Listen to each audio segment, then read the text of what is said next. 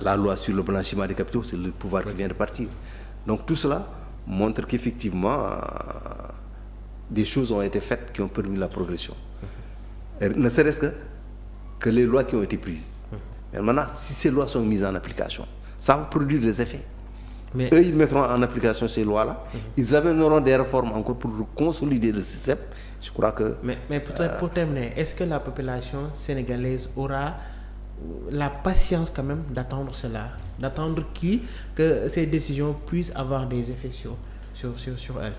Tu sais, la patience des gens est liée à des indicateurs. Les Sénégalais savent que la situation est difficile. Ah, nous le vivons chaque jour. Mais s'ils se rendent compte que des efforts sont faits allant dans le bon sens, d'amoindrir les difficultés et de corriger, je crois que la patience suivra. Mais si les gens se rendent compte que rien ne bouge...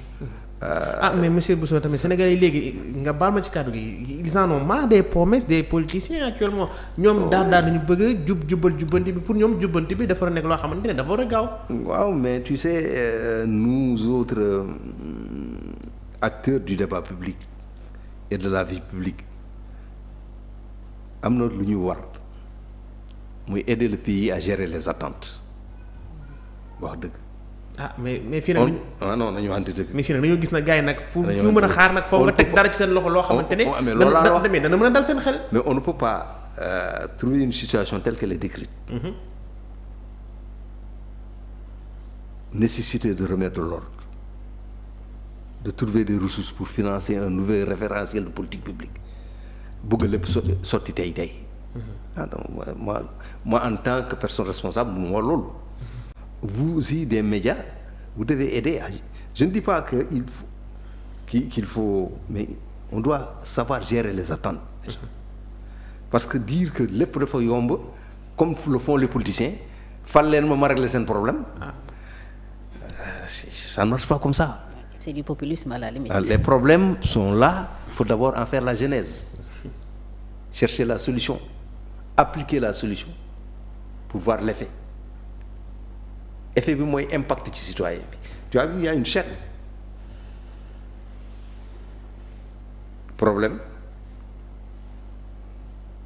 énonciation, solution, impact. Foofu lay population bi di sentir que politique publique bi nga jël pour régler tel problème na nga ko conduire ni jural na ko lii féex na ci kon jot na lu mu doon séentu ak lu mu doon xaar. Mbir mi léegi la door di les gens parlent de 9 mois mais ça c'est une mandature de 5 ans. Il faut les évaluer sur les 5 ans.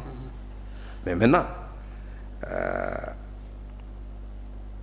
comment dirais-je, les attentes commencent à être très prégnantes.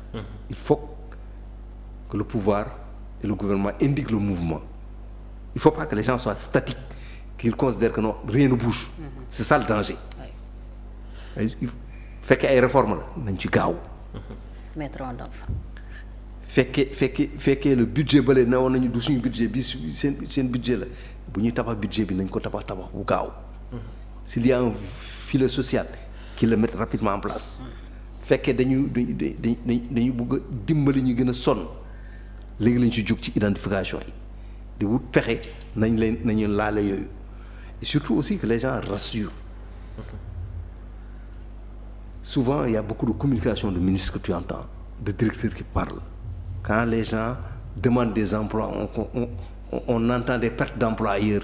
Ça ne rassure pas. Il faut que les gens revoient leur manière de communiquer. Rassurer les Sénégalais qu'on est conscient des problèmes et on travaille à trouver les solutions à ces problèmes-là. Merci. Et c'est sur ça que le gouvernement doit travailler. Oui. Merci. Ci loolu itam la ñuy jeexalee Abdoul Malick Bousso bokk ci comité exécutif national bu forum civil société civile bi ñu fi dalaloon tey pour waxtaanee rapport Cour des comptes seen jàngat seen gis-gis mais aussi càmbar les recommandations ak fan la Sénégal jëm mais aussi yeneen i mbir yi nga xam ne dafa ñëw dal ci kaw réew mi lu mel ni arrêt financement USAID nar a impacté programme yu bëri notamment yu état ak yu société civile bi loolu yëpp waxtaanee nañ ko fi waxtaanee itam reddition des comptes. ngi lay gërëm bu baax maa ngi lay gërëm particulièrement ndax jóg nga ci waxtu boo xam ne yombul distance bi également loolu yëpp ñu ngi la si remercier vraiment. merci. jërëjëf Jérôme yow itam maa ngi lay gërëm. amoon mbégte bokk ak yow jotaay bi. ça a été un plaisir di remercier quand même monsieur Bousso.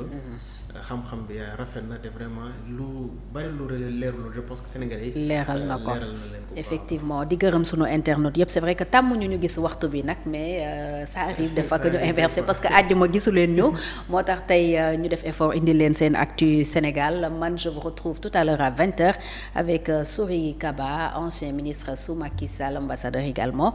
dinañu waxtaanee lépp lu jëm ci actualité ce sera donc tour d'actu bi ngeen waroon am ci suba 12h Souri Kaba tey bokk ci nouvelle responsabilité bu Amadou Ba à tout à l'heure jërë ngeen jëf.